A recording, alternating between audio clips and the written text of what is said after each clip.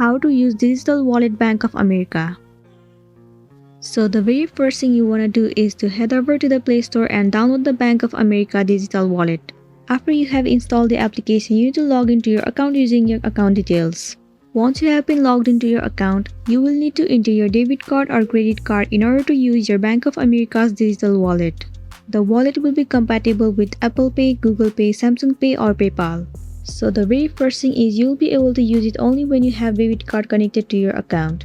Well, these steps are quite easy. All you have to do is just go to the Manage Cards and there you will be able to add your debit or credit card. After that, while you are on the store, you need to make any contactless payment.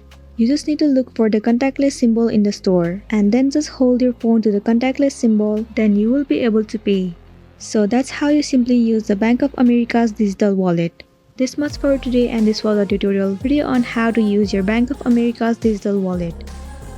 I really hope this video is gonna be helpful for you. Thank you for watching it till the end.